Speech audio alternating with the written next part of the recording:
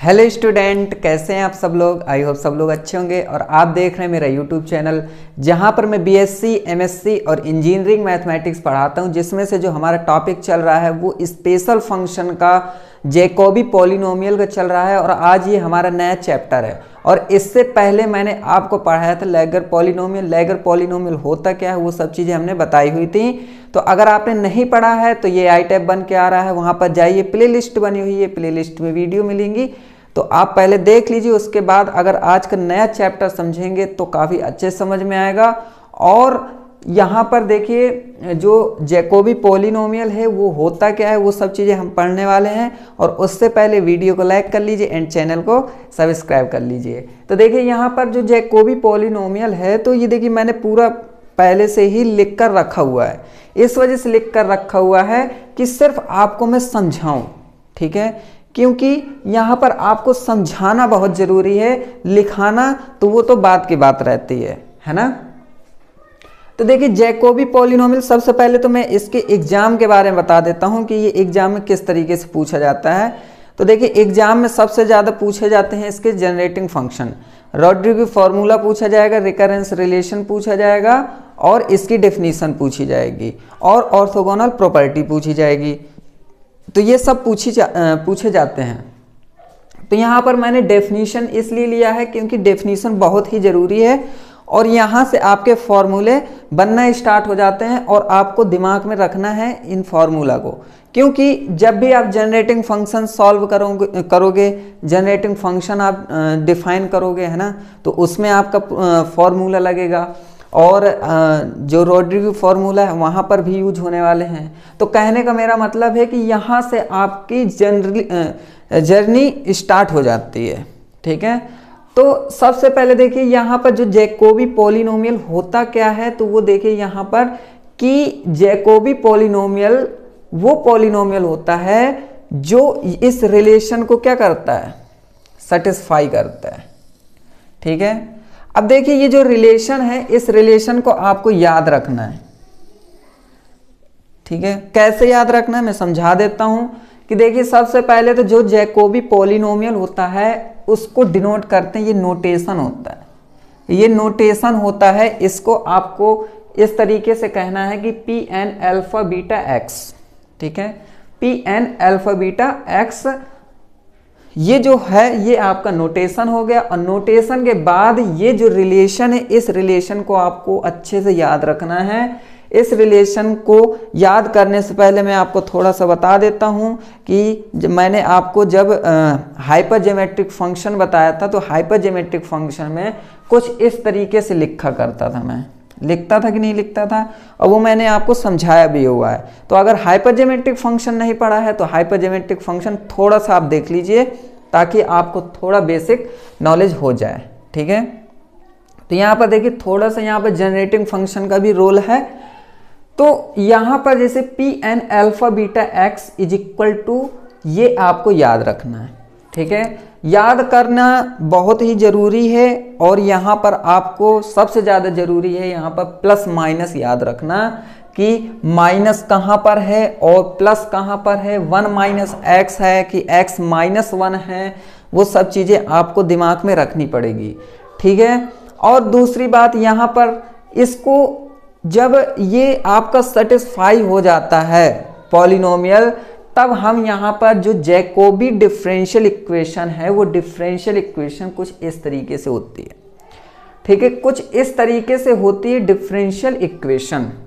तो इसको हम इस तरीके से याद रखेंगे। अभी देखिए मैंने जितने भी चैप्टर पढ़ाए हैं आपको, चाहे वो हाइपरज्योमेट्रिक फंक्शन हो या चाहे जनरलाइज्ड हाइपरज्योमेट्रिक फंक्शन हो, जैकोबी हो, हर्माइट हो, लैगर पॉलिनोमियल हो, कोई भी हो चैप्टर, उसमें मैंने डिफरेंशियल इक्वेशन अलग अलग तरीके से समझाई है आपको, ठीक है। किसी में एग्जाम में पूछता है डिफरेंशियल इक्वेशन होता क्या है, किसी में वो रिकरेंस रिलेशन में डिफरेंशियल इक्वेशन का जिक्र कर देता है ना। तो हर तरीके से कहीं ना कहीं से वो पूछ लेता है। तो आपको डिफरेंशियल इक्वेशन इसका याद रखना है और इसमें आपको ज़्यादा से ज़्यादा आपको दिमाग में ये चीज़ रखनी है कि यहाँ पर बीटा माइनस अल्फा माइनस फिर 2 प्लस अल्फा बीटा एक्स है। यहाँ पर आप एग्जाम में गलती मत कर देना कि अल्फा माइनस बीटा लिख के आ जाओ। तो ये छोटी छोटी चीजें हैं, छोटी छोटी बारीकियां हैं जिसको आपको समझना है। और देखिए इसमें जैसे ये हमारा फॉर्मूला है, ठीक है, ये फॉर्मूला है, ये रिलेशन है। तो इसमें अगर अल्फा और बीटा दोनों जीरो हो जाते हैं, जब अल्फा बीटा जीरो हो जाते हैं तो यहाँ पर जहाँ जहाँ अल्फा और जहाँ जहाँ बीटा होता है वहाँ जीरो आप रखोगे तो कुछ इस तरीके का रिलेशन ये बना देता है। और ये रिलेशन जो होता है ये आपका रिलेशन कहलाता है लेजेंड्री पॉलिनोमियल। लेजेंड्री पॉलिनोमियल आपने पढ़ा ही होगा, लाप्लास इक्वेशन में लेजेंड्री पॉलिनोमियल होता है ना, Pn(x) बोलते हैं उसको। तो वहाँ भी मतलब होता है, और यहाँ भी हम लेजेंड्री इक्वेशन और बेसेल्स फंक्शन, है ना, ये दोनों आपको पढ़नी पड़ेंगी, है ना। लेजेंड्री पॉलिनोमियल और बेसेल फंक्शन आपको दोनों को पढ़ना पड़ेगा, क्योंकि एग्जाम में, इससे पहले एग्जाम में जो पिछले ईयर था 2022 में, तो उसमें आपका जो रिकरेंस रिलेशन पूछा गया था तो वो तो हर्माइट से पूछा गया था, और आपका लेजेंड्री इक्वेशन से भी पूछा गया था, ठीक है, और बेसल्स से भी पूछा गया था। तो कहने का मतलब है कि ये चैप्टर आपके बहुत ही इम्पोर्टेंट चैप्टर होते हैं, और इनको आप बिल्कुल भी इनके साथ वो मत कीजिएगा कि आप उनको मत पढ़ो, ऐसा मत करना है। आपको पढ़कर अच्छे से जाना है और उनके रिकरेंस रिलेशन को अच्छे से समझ के जाना है। तो मैं तो कहता हूँ कि आप करना क्या कि सबसे पहले तो आपने जितना पढ़ा है, ठीक है, जितना पढ़ा है उसको आप पढ़ते रहो। पढ़ने के बाद आप क्या करो कि एग्जाम के कुछ दिन पहले आप मेरी वीडियो देख लो एक बार, ठीक है। वीडियो देखने के बाद आप फिर चले जाना है एग्जाम देने, क्योंकि उस समय भी कम रहता है। तो वहाँ पर क्या होता है कि जो चीज़ आप को कोई पढ़ा रहा है ना तो वो जल्दी याद हो जाएगा। और अगर आप खुद से दिमाग लगा रहे हो तो पहली बात तो आपका सर दर्द होने लगेगा, और दूसरी बात जहाँ इरिटेशन होने लगती है ना तो फिर जो आता है वो भी भूल जाता है और कन्फ्यूजन हो जाती है। तो मैंने एक एक पॉइंट आपको समझाया हुआ है, तो पढ़ लीजिएगा, बाकी आपकी मर्जी है। तो यहाँ पर जैसे ये 0 0 हो गया तो इसको हम कहते हैं लेजेंड्री पॉलिनोमियल इक्वेशन भी बोल देते हैं इसको, और इसे Pn(0, 0) को Pn(x) भी कह देंगे, ठीक है। और इसके बाद अब देखिए यहाँ पर अगर अल्फा है और बीटा भी अल्फा हो गया, ठीक है, अगर अल्फा और बीटा में अल्फा अल्फा हो गए दोनों, तो आपको इसे कहना है कि ये अल्ट्रा स्फेरिकल पॉलिनोमियल होगा। इसका नाम ही है अल्ट्रा स्फेरिकल पॉलिनोमियल, या USP भी आप शॉर्टकट में बोल सकते हो, ठीक है। तो इनको जो अल्ट्रा स्फेरिकल पॉलिनोमियल होते हैं, इनको आपको जो डिनोट करते हैं वो Tn(x) एंड Un(x) से भी डिफाइन करते हैं, ठीक है। और दूसरी बात कि जो इसका रिलेशन होता है, ठीक है, तो रिलेशन ये होता है कि जैसे अल्फा हो गया, ठीक है, तो अगर अल्फा 1/2 है और बीटा भी 1/2 हो गया तो आप समझ लो कि वो क्या है आपके, अगर -1/2 और -1/2 अल्फा बीटा दोनों हो गए तो ये फिर आपका एक रिलेशन बनता है। इस रिलेशन को याद रखिएगा आप, और इस रिलेशन को भी आप दिमाग में रखिएगा। रखना क्या है मैं आपको समझा देता हूं कि आपको कुछ भी नहीं करना है, यहाँ पर अल्फा और बीटा याद रखना है, और जो अल्फा बीटा होगा वो आपको यहाँ पर देख लेना, रख देना है, ठीक है। इतना समझ में आ गया। इतना समझने के बाद आपको करना क्या है कि यहाँ पर देखिए जैकोबी पॉलिनोमियल है, तो देखिए ये जो रिलेशन है, एक ये रिलेशन होता है, लेकिन जब इसको आप सॉल्व करते हो तो इसका सॉल्यूशन पूछता नहीं है एग्जामिनर, है ना, तो उसको आप ना ही समझो तो अच्छी बात है। सीधे डायरेक्ट आप ये याद कर लो कि इसका जो जैकोबी पॉलिनोमियल होता है वो ये होता है फॉर्मूला, ठीक है।